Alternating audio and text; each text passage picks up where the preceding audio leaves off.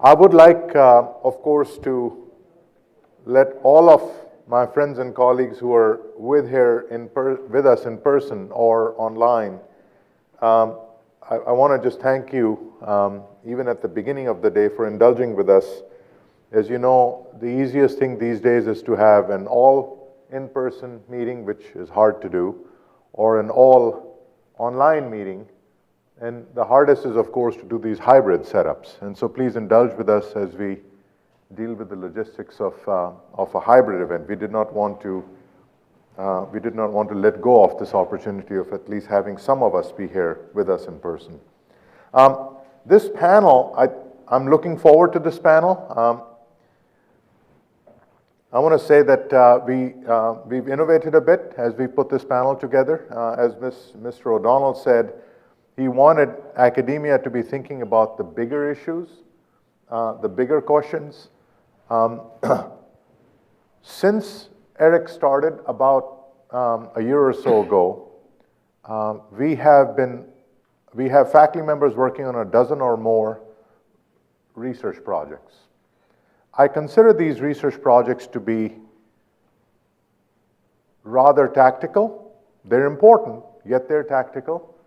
They're focused on narrow issues within this broader, complex system that we call the DoD acquisition system. In my mind, the way I've been, in a very simple way, thinking about today's panel is to have our research leads get a perspective from the real world. And it's interesting that when Chris went through his keynote, all the three issues that we want to cover in this panel were issues that he foot-stomped.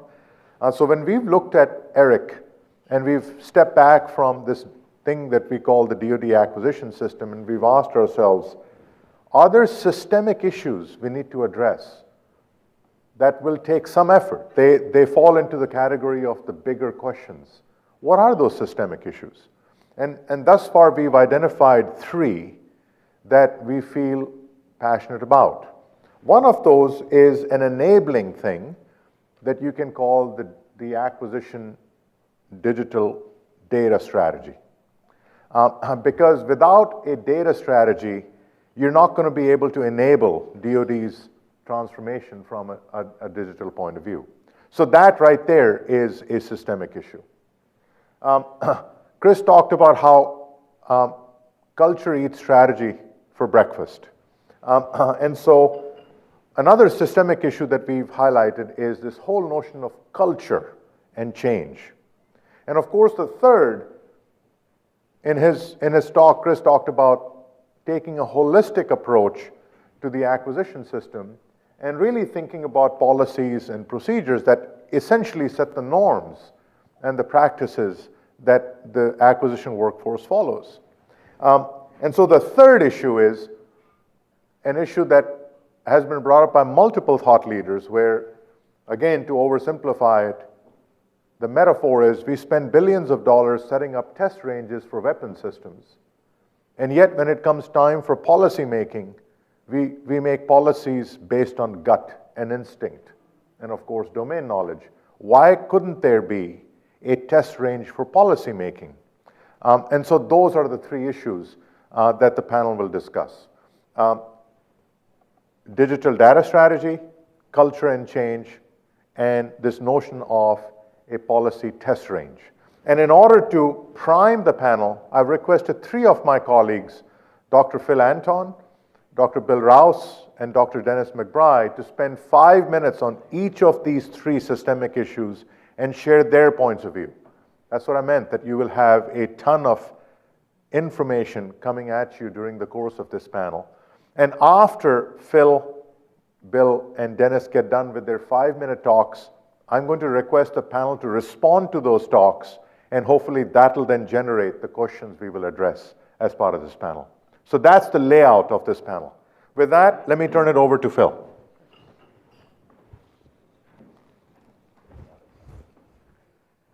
Yes, I'm the other Phil. So it's very confusing up here, I tell you. But thank you. What I'd like to do is sort of foot stomp what Mr. O'Donnell had talked a little bit about in terms of data.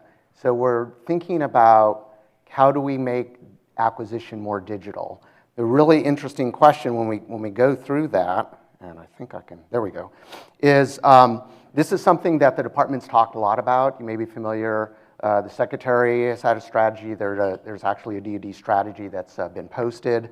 There's some basic principles out there. But when I at least look at it, I ask, well, what does that mean? What exactly are we going to be doing? So that's part of what our effort is really thinking about helping the department develop a strategy to think specifically about what is this thing, digital acquisition, what could it be? Develop specific tools and techniques, so within this larger construct of what it could be, can we go off and do some experimentation, develop access tools, develop tools to move the department in the right direction to actually leverage those possibilities, and then also identify exactly what kind of data are we really talking about. Are we talking about collecting data that already exists? Are we talking about other data that we need to inform things such as the mission engineering, these portfolio management? So really trying to think fundamentally about what kind of data are out there. And since we only have 5 minutes, I'm going to have more discussion later on this morning or early afternoon about digital acquisition, but wanted to just give you a little bit of a preview. And again, this was something that Mr. O'Donnell had discussed about an idea about model-based acquisition. So a lot of you are systems engineers. We know about model-based systems engineering.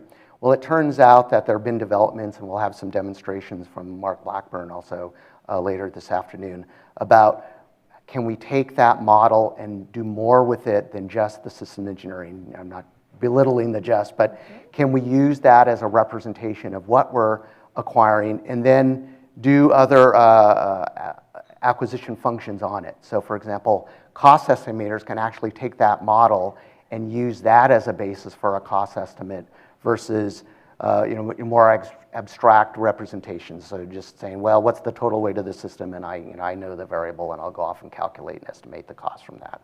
Can I do analysis of alternatives with that model as an idea of what this capability that we're trying to acquire is, so that I can do an analysis of alternatives faster? Can I do it better using that representation versus more of a paper study? So we're really trying to think very fundamentally about acquisition functions relative to these kinds of new ideas about can we really rethink basically how these functions could be executed, and then what kind of data do I need for supporting that. And I just wanted to close with 3 questions for the panel to think about. What kinds of lessons have you had in the past for transforming? This is really thinking about transforming acquisition. Have you tackled it before in the past? Are there lessons learned that we need to think about as we're grappling with it? Some of the ideas of culture as Dinesh indicated, but are there other things that we really need to pay attention to as we're trying to envision and trying to move it forward? Also, since we're developing this strategy and helping the department write it, are there specific approaches that we ought to include? It's really the department's strategy, it's not AIRC's strategy.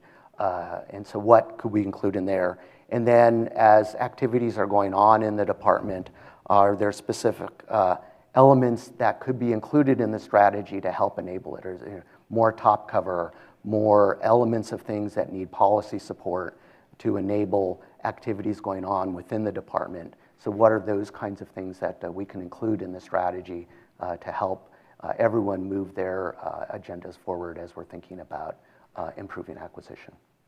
Thank you. So next up, I think, is Bill Rouse, and Bill's going to talk about the easy part of solving culture and incentives. Okay.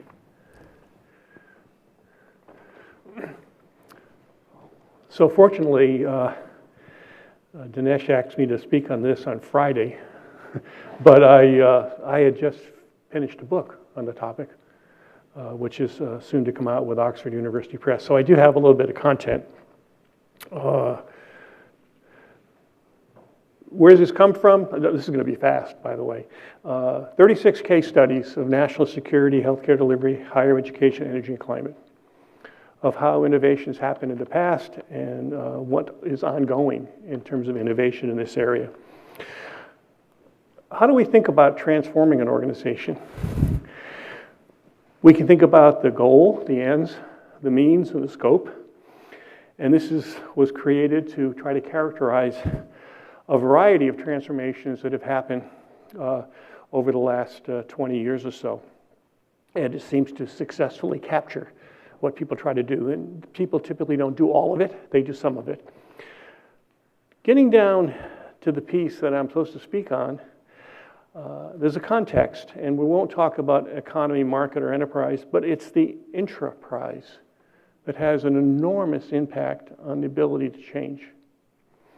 And that enterprise includes the work you do, how you do it, who does it, what are their skills, also what are their values, their concerns, their perceptions. That has an impact on whether or not you can actually achieve the change you want. One way of characterizing this is that it's a complex adaptive system. While you have all these people that work for you and you think, okay, they do what I tell them to do, they're actually independent agents. They have independent perceptions, independent behaviors. They learn from what you do, they adapt. This is especially interesting when you think about it in terms of the whole defense industrial base. Then you really have a complex adaptive system of all the different participants in that. And what this causes us to have to face is wicked problems. Problems that nobody's ever solved before. Problems where there's no agreement as to when you would stop. Problems that are one shot and you have to learn as you go. Okay, so this is the space that we're in, trying to transform acquisition. We've got to do what Phil talked about, but unless we deal with these issues, we're not going to succeed. So let's think about this. So first of all, it's not just people down at the workbench. There's people are at the operational level.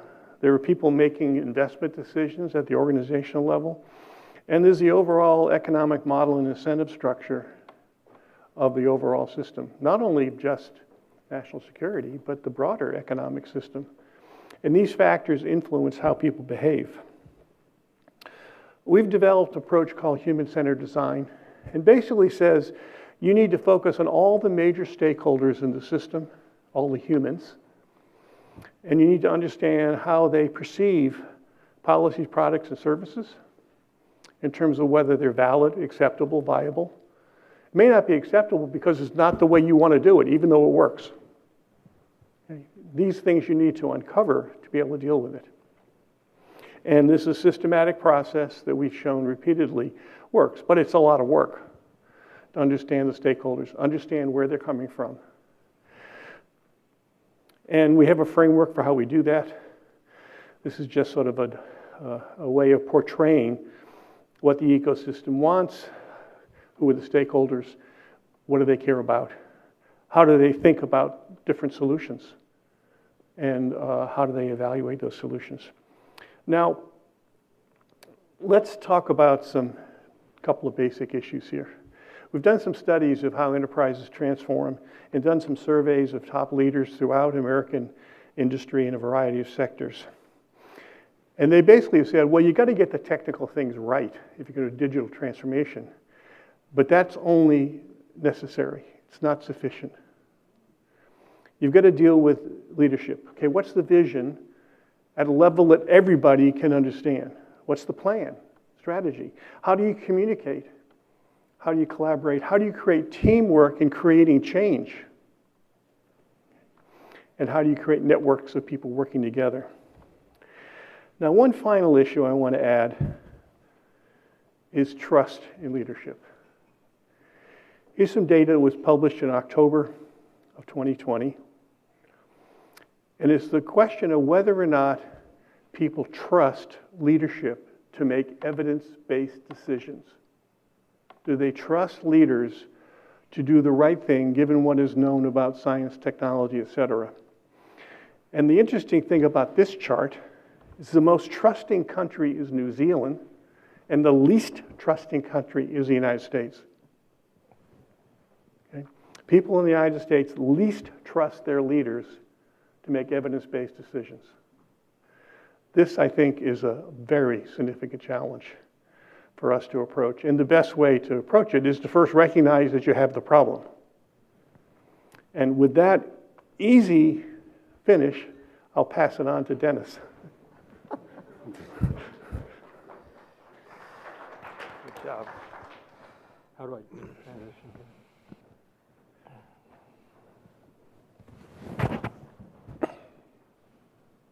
How do I transition? Just like that. So I'm going to talk for slightly less than 5 minutes about this concept of a flight test range for policy. And just to put some bias on the table, not prejudice, for the past 40 years I've been developing technology, and for the past 20 I've been very deeply involved in teaching policy. And those collided at many points in my career, and I have some examples that if we have time I'd love to share with you because of the lessons learned from the stakeholders, particularly those in the policy domain. So this concept of an acquisition policy test range includes at least about 14 objective characteristics. I won't read them one by one, but the first 4 are basically what this thing is. It's a test range modeled after our experience with operational test and evaluation test ranges. So there is a residual capability, a stay-behind series suites of technologies that are reusable, where the theory is that there's an existing infrastructure and metastructure like ontologies and so forth, so that a policy customer can easily apply and use this test range. The key, I think, though, is this concept of a policy test article. Just as we use in flight test engineering, there ultimately is a definable, defined test article. That's a challenge in policy, but there has been progress in terms of articulating what those could mean. And I list an example, a very high-level example here. The next 4 bullets are basically what's under the hood. Some of the characteristics that would be required in terms of the technologies, in terms of stakeholder, trust building, the notion that the inner workings of a flight test for policy ought to be transparent, it ought to be explainable, it ought to be accountable. We ought to understand what the hell the simulation is telling us and why. The next set of bullets basically say, this is the interface, and this is very important because it gets to this issue of not needing to be a modeling and simulation PhD, not needing to be a policy guru, but to be able to use this system in a way that makes sense at every stakeholder level. So why would we think suddenly we're able to do this? We've talked about this for many, many years. There's been experience, very good experience. 2 major reasons that I argue that we're ready to engage fully in this enterprise. First is, examples are out there. The first 2 listed here, the first 3 are all about health. But we also have policy simulations for education, transportation, energy, and national security itself. And if we get a chance, we can talk to the individual who knows most about each of these, and that's Bill, who preceded me on the stage here. So that's the first reason. There's evidence that we're using technology to simulate policy changes and the effects, the impact, for what I emphasize as most important, and that is sensitivity analysis. Don't give me a chase for precision mirages. I don't need 4 digits to the right of the decimal point. I need to know how sensitive is outcome to policy changes. So that's the first reason. The second is, no less than the National Academies has looked at this prospect, applied specifically to our national treasure of test ranges, and made the claim that for us to fight the future, we have to move in scale, both in terms of platform, in terms of technology, as well as in our vision of how to fight the next fight. I've lifted this from their publication, which I encourage you to read, The Future of Our Test Ranges, our DoD range capabilities to ensure operational superiority of U.S. defense systems. Clearly, a test range is a simulation.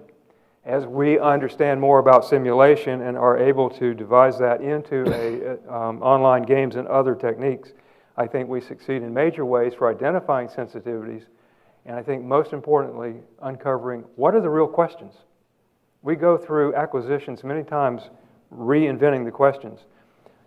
We all say, of course, that's a big problem. A lot of variables, a lot of interactions. How do we solve that? And let me zero in very quickly on 5 technologies at least that address this issue. They include, we're becoming very familiar, big data, machine learning, AI, in particular deep learning, data science to include mostly predictive analytics, but as you can see the way Gartner has outlined the progression there, we're looking at prescriptive analytics coming to use in the very, very near future.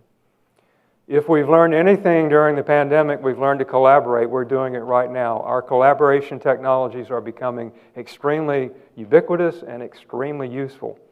Visualization techniques, I was the first to, when I was at DARPA the first time, to fund the CAVE, and many years later, the second time I was at DARPA, we had the opportunity I did to fund Oculus, and learned a lot about visualization techniques and how important they are for individual users, and the ability to tune how you like to see things. You might be a Cartesian coordinate person, or you might be a bar graph person.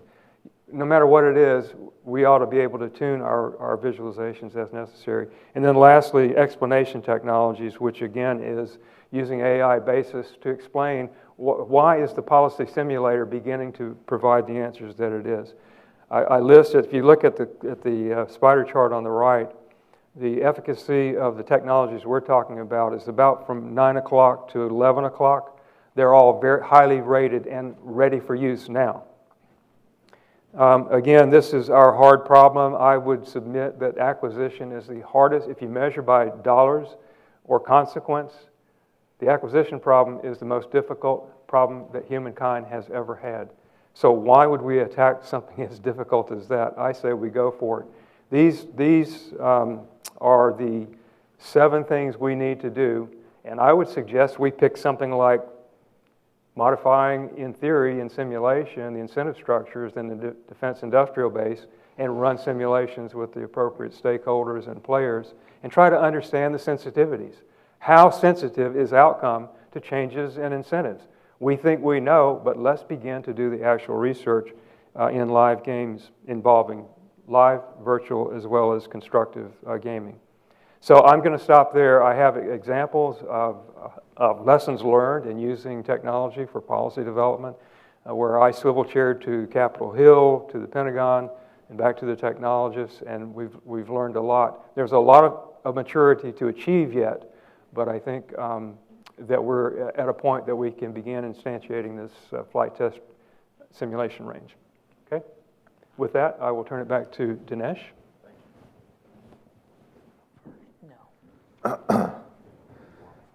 Thank you, Dennis. So you got 3 briefings, quick briefings from Phil, from Bill, and from Dennis on these 3 issues, or 3 systemic challenges: the data strategy, culture and people, and of course, this notion of a policy test range.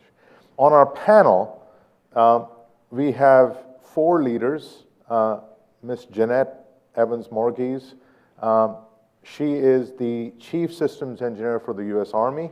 We have Mr. Paul Mann, who is the Chief Systems Engineer for the Navy. We have Ms. Phil Zimmerman, who is the Director for Engineering Tools and Requirements within R&E. And of course, we have Mr. Mark Krzysko, who is the Principal Deputy Director for Data and Analytics within OUSD ANS. So we have the services perspectives, we have the R&E perspective, and of course we have the ANS perspective. We'll go in the order in which we have the names listed on the agenda. Jeannette, could I have you perhaps speak for a few minutes on your responses to these systemic challenges? Absolutely. So thanks for giving me the opportunity. Ms. Karen Saunders, who is the acting ASOL, couldn't make it. And so I'm coming from a chief systems engineering perspective, but have had 20-some years in the acquisition and seen it grow. So one of the things I thought was very interesting that you said, Dinesh, was the idea of us seeing it from the real world perspective. And at the headquarters level, I kind of challenge us to say, is it really real world? because there's a lot of folks at the very bottom who are actually doing the work.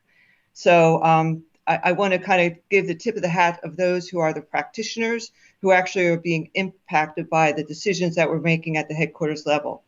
Now, I'm going to really give a round of applause for the Army, because we've been doing a really great job of leaning into looking things from a data and a digital perspective, from the top down and from the bottom up.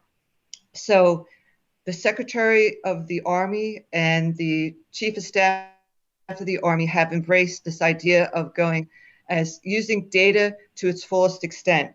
And in fact, the Army across the board is really leaning into becoming much more data native. So we are really leaning into this idea of making data service requirements within our acquisition as early as possible, looking at things that are out there from a perspective of what are the best of breed and learning from them, and recognizing that although we've got a lot of legacy systems, we're going to try to implement a data strategy as best that we can based on standard services and understanding that it's really about identifying those problem-driven data versus data-driven problems.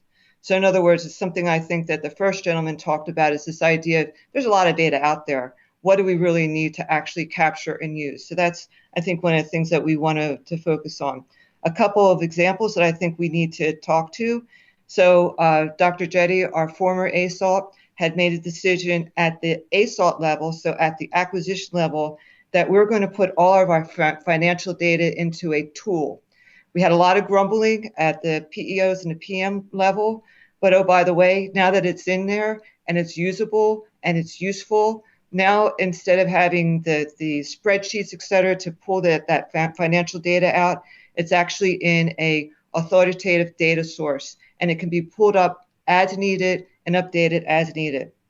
From an engineering perspective, one of the things that I'm really pleased that we're doing is pursuing an architecture's developers kit, which is a data-driven architecture implementation of DODAF, and really focusing on those parts of DODAF that are really needed, from the mission thread through the operational architecture, service and standard views, as well as system views, and then the technical views. So we're working it across the entire spectrum. So from the operations side, AFC, all the way out to the acquisition side. And that leads into this idea of a digital thread, which we at the Army are trying to pursue as well. Culture and an innovation perspective, as I said, the service at the highest level is leaning in. So it is our number one priority from a transformational perspective, is getting our arms wrapped around how to become much more this data or digital natives. And as I said, it's from the top down and from the bottom up. We are trying to identify, especially from a digital engineering perspective and a data science perspective, ways to actually increase the number of experts within our core or organic numbers. So in other words, understand that we don't necessarily are going to have all of those data scientists as part of it as Army employees, but recognizing how we actually grow that from the beginning, as well as bring in those experts as need be. From the flight test range perspective, I'm a little bit more trying to get my arms wrapped around really what that means. I see it more as a wargaming opportunity.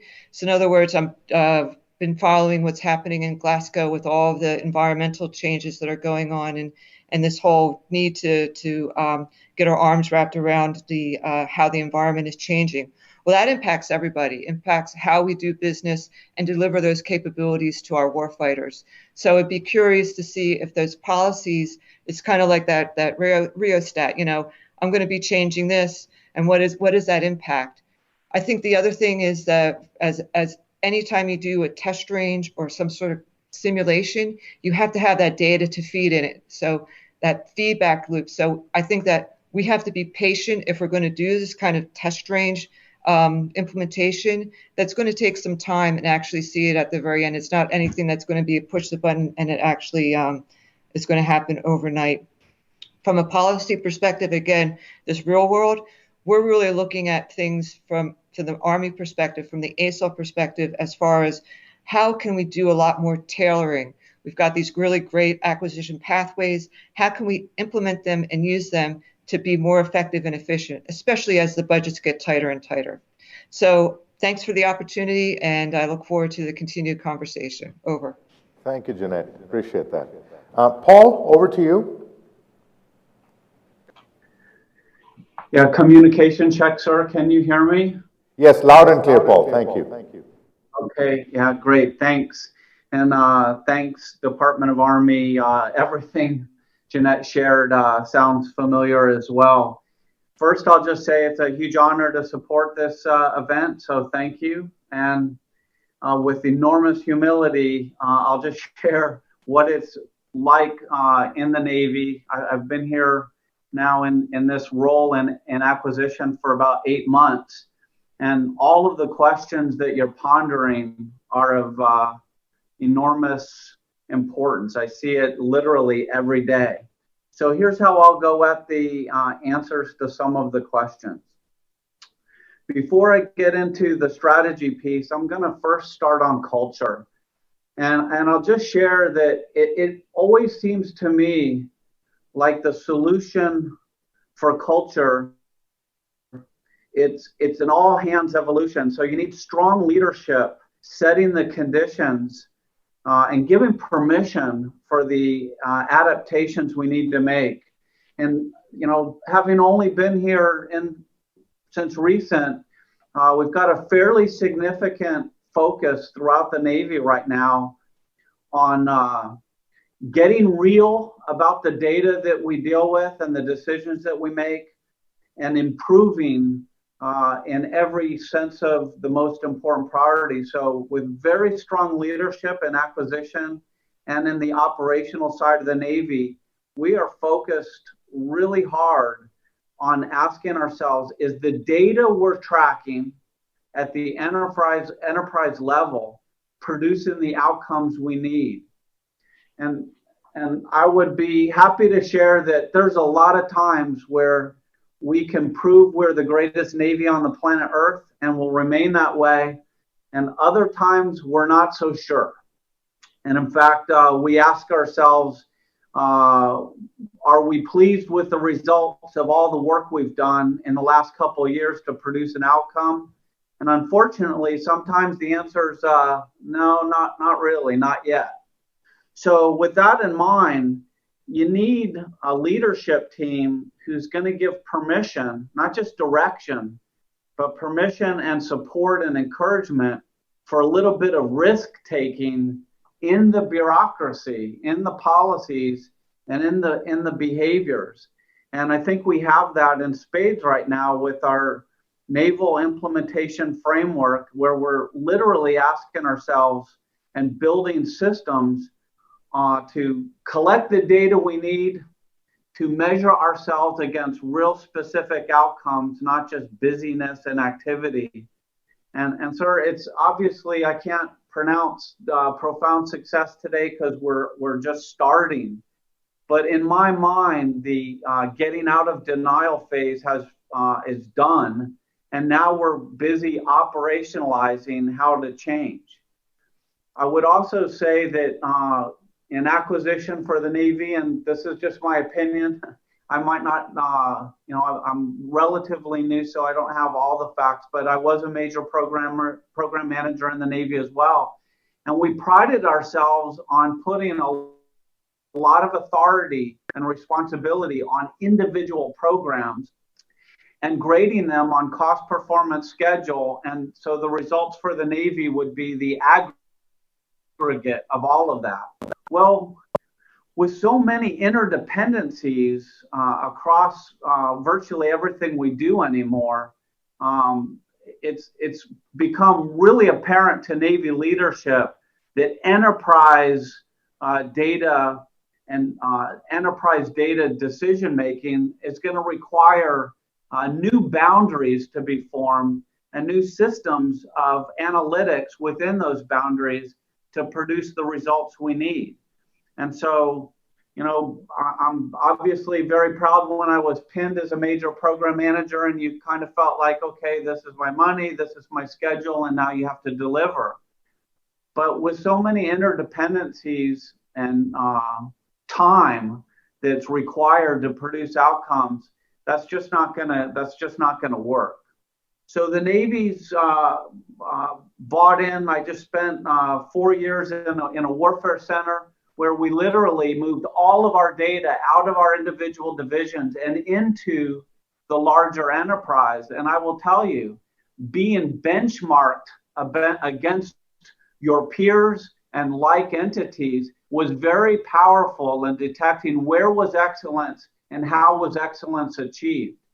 And I was almost, I won't say I was never humiliated. I might have been once or twice. But I was, when I had a disappointing metric, I had the means to look at my teammate to the left or right and understand what were they doing different.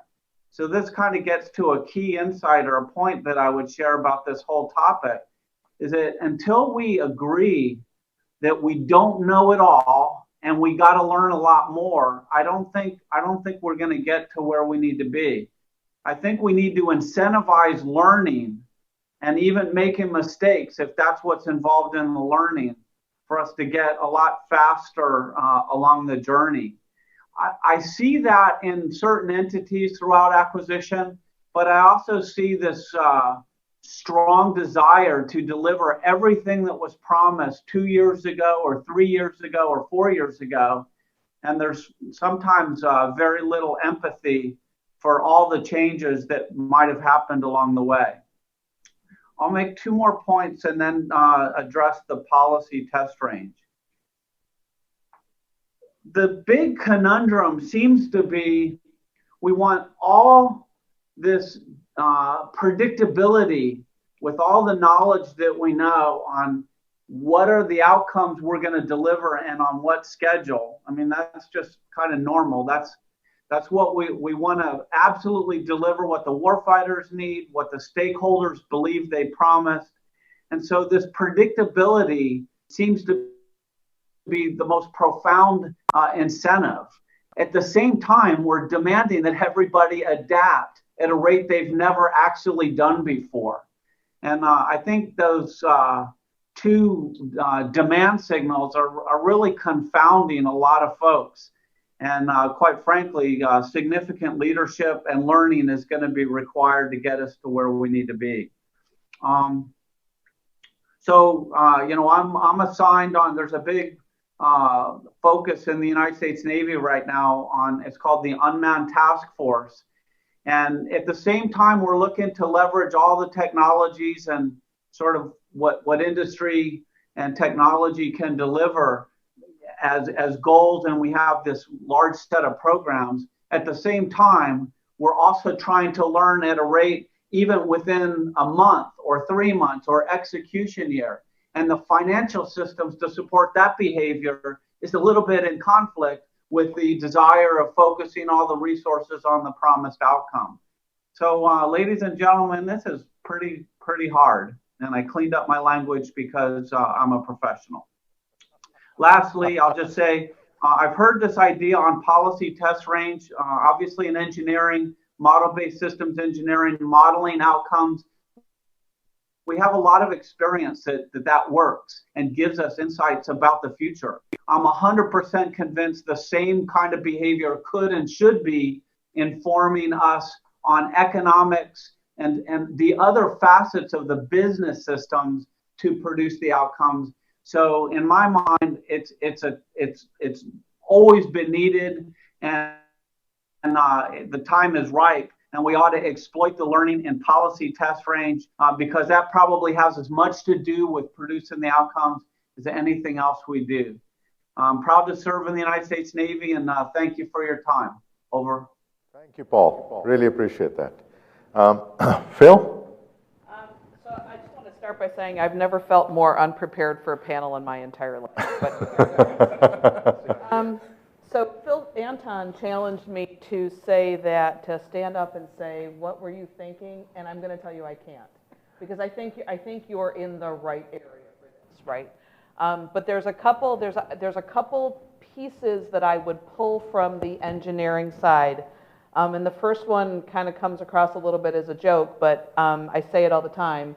Data doesn't have feelings, and it doesn't care how it's used, right? So I think when you look at a data set, the only thing we can tell about the data is where it came from, perhaps how it was used, perhaps how it was generated, but we cannot and should not restrict the future uses of the data.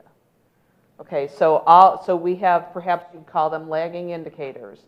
But I think the ability to describe the data that you have in a way that it can be discoverable, accessible, and reusable without a bias is important. Okay. I also think, and this actually goes into your area, so I'm gonna look really good and try to string all these together here.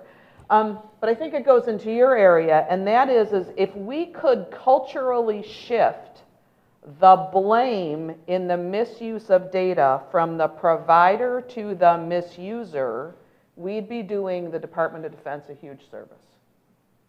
Okay? It is not the provider of the data who's making the mistake or using it in error. It is the user, right? Put the blame where the blame belongs. And I'm sure I've misused my share of data sets, so I don't say that lightly, right? But I think the risk, we need to examine the risk of use, and that's a behavioral thing, right? I spent 6 glorious years on future combat systems and was told many times, and with Kelly, was told many times that I can't give you that data set because you might misuse it. Really? Well, that's interesting, but it's critical to how I start my design, but I can't give it to you, right? We need to stop those kind of conversations, right? And so I think behaviorally, that's another thing that we need to look at, and whether that's convincing leadership to stop penalizing the people who provided the data and convincing leadership perhaps to reward them for providing the data and then penalizing the misuser. I don't know if that's really the way it should happen. But I think that will go a long way towards actually getting us to a digital acquisition. I think that's huge. I also think, and I'm going to, one more thing for Phil. This actually came up yesterday, Nadine, in a meeting that we were in. I would like to see architecture, not artwork. And what I mean by that is, I think data is a huge piece of being able to understand and reuse architectures. There's, Dinesh, 40 people here, right? So I'll bet if I said the word architecture, there are 40 different visualizations popping up in front of you right now, right? But it all comes back to data, right? What data is significant to capture from the architecture so that I can use it and reuse it, right?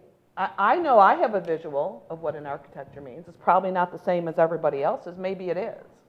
But I also think that architecture is the key reuse asset you have from your data, right? If I'm going to develop a brigade combat team fighting solution, I would really like to be able to take that architecture and transmit it to my S2s, right? To my signal corps guys, to say, this is what you're going to expect when you get into the battlefield. We don't know how to do that. I think data is the key to all that, right? I think we need to teach people how to transition ideas, right? I think you spoke a little bit about it. Transition is a science. It's a process, right? We need to respect that human beings are individualistic, but I think that there is a way to look at the human population in a systems thinking point of view and allow us to be able to at least get a X% solution that will say, if I follow these steps, then I will be able to transition somebody's thinking into being more open. And that's really what I'm seeking, right? And it's not just about openness about a new concept. It should be openness on how to apply a new concept. So come from a digital engineering standpoint, I think somebody spoke earlier about the ability to use my data from my design in my cost estimating, right? One of my favorite examples. But how do I get my cost estimators to not think about what I'm doing as a digital engineering, and I'm the digital engineering guy, right? Don't think about it as a digital engineering problem, but think about I have this new construct that I want to use to do my cost estimating better. And that I think is key. Getting down to so let me go from you to Dennis on the policy. I think that once we get people used to thinking about new ideas, one of the new ideas that I'd like to see done in the policy simulator is to figure out where my policy gaps are and how can I exploit those gaps. One of the biggest things that, and Tracy Gilbert's here, one of the biggest things that we did in digital engineering was remind people that there was nothing in the acquisition policy that prohibited you from doing things digitally, right? That happened to be a gap in the policy that we chose to, and exploit's probably a bad word, but I'll say it for effect, that we chose to exploit to get people to think about doing things in a computational manner. So I think if you're going to do a policy flight simulator, I'm very intrigued by that idea. I think you need to also figure out where do we need to advance and where can we advance because nobody's telling us we can't, right? And then along the policy lines, I also think that there is a cause and effect that goes with not only where can I exploit it, but just fundamentally say, where are my obstacles, right? What policies are in the way? And then what other policies do I need to adapt? For example, digital can allow you to go faster. I would also offer that people need to stop thinking about speed and money and start thinking about risk understanding, perhaps. But not only does it help me do that, but if I get to my design faster, can I get it produced faster, right? What are the other things that I need to shrink or understand with this digital understanding that will give me a whole systems thinking look at my design? Over. Go for it, Mark. Thank you. Over to you, Mark. Oh, I'm glad you weren't prepared. I feel a bit rogue on this because I'm the only acquisition guy on this panel. Everybody else is acquisition qualified. I'm not even qualified. Oh, okay. I don't know which way to go because I have 4,000 ways to go. But I'm going to start with culture. How many researchers do we have in this room? About half? Which culture are we going to change? Mine or yours? Both. And I think this is a bit of a nod to AIRC. Because I'm going to come at it from a business perspective and find my way at data. But I think the culture we're trying to institutionalize in some ways is founded in AIRC. Because cultural change is across all aspects of all of our organizations. And, you know, I've found it fascinating that we talk about humans and we say, you know, transformations are science. We're talking about people.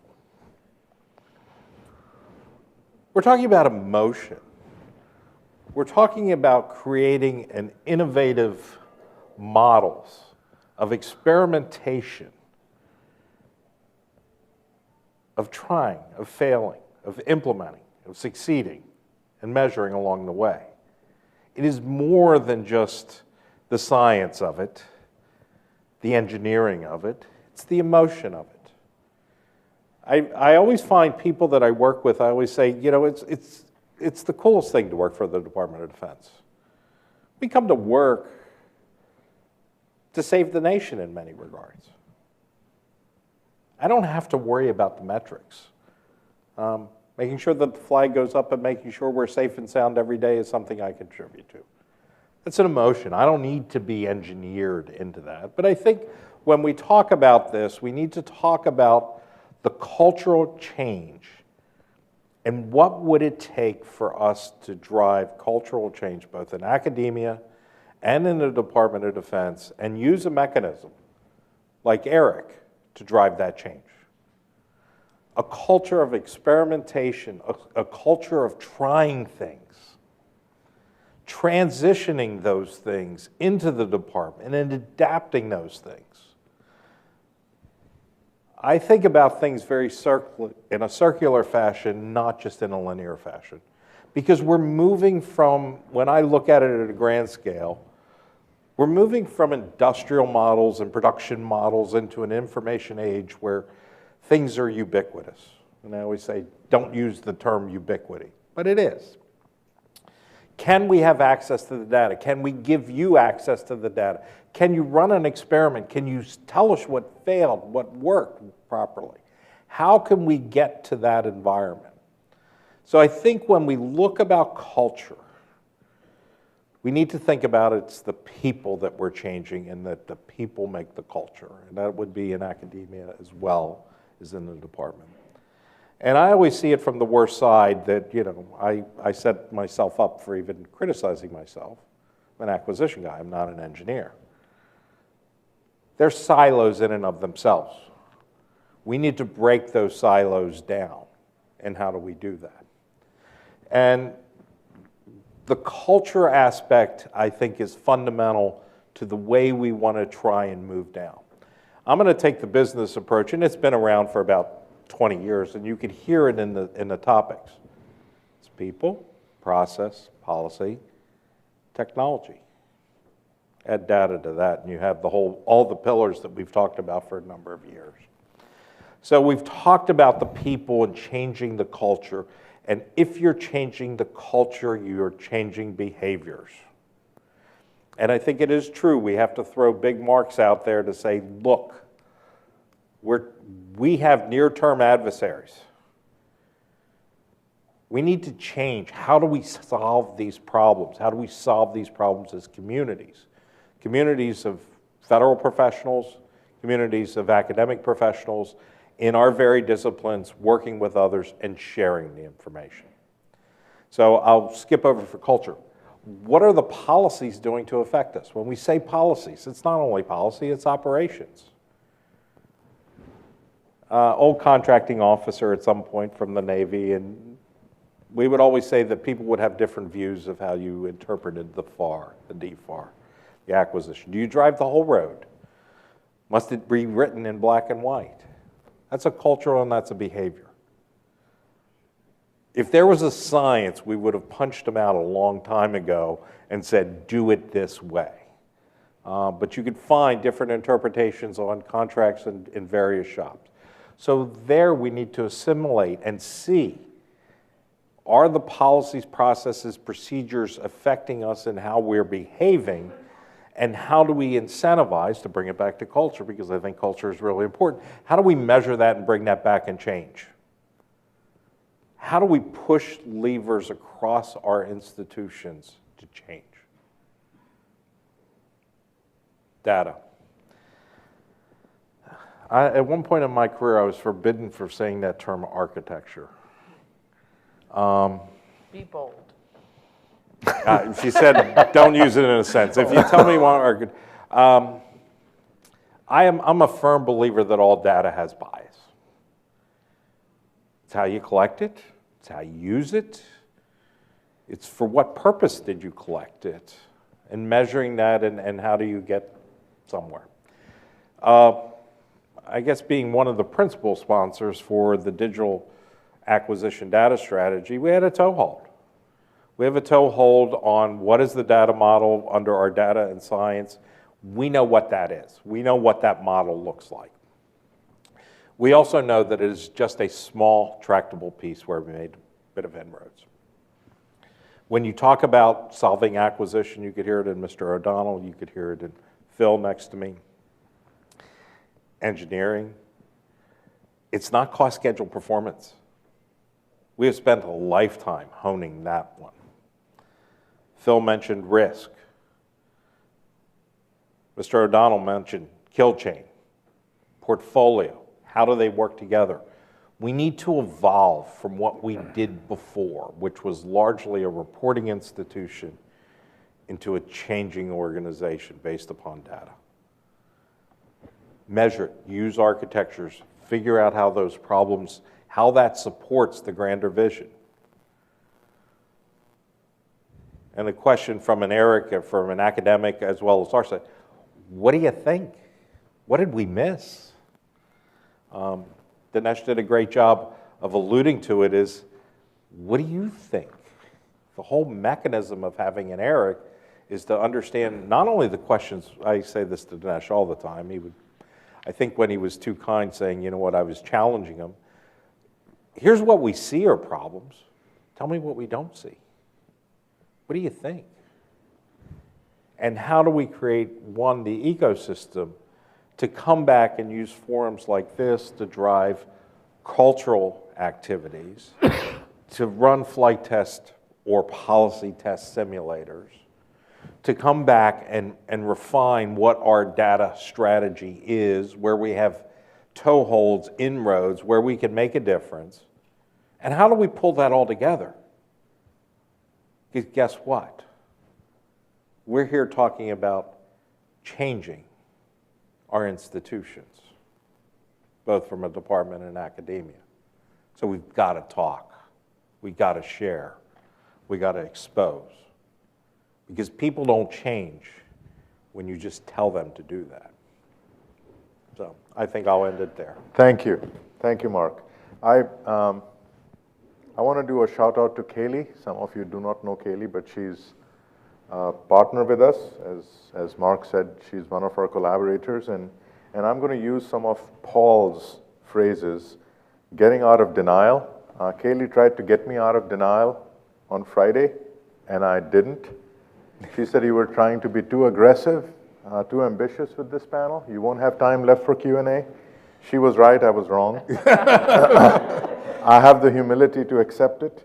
I will say, though, that we unfortunately do not have the time, so I have an ask of all of you. I'll begin by thanking Jeannette. Paul, thank you. Phil, Mark, thank you so much for being on the panel.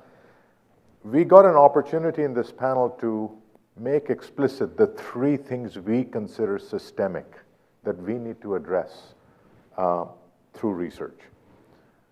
Culture and change, the notion of a digital data strategy to underpin DoD's digital transformation and perhaps refactor some of the norms and practices, and of course this notion of a policy test range to make provide evidence-based insights to policymakers, not to suggest that this test range would replace them, but provide them more insight as they formulate policy. If you believe we have missed an item or two that we need to address from a systemic point of view, I would be grateful if you could share your thoughts with us.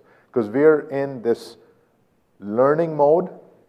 We want all the wire brushing you can give us before we decide these are the systemic thematic areas that we're going to focus on over the next couple of years or so. Thank you so much for being on the panel. You have a little bit of a break before we begin the rest of our program for today. Thank you. Good job. Yeah.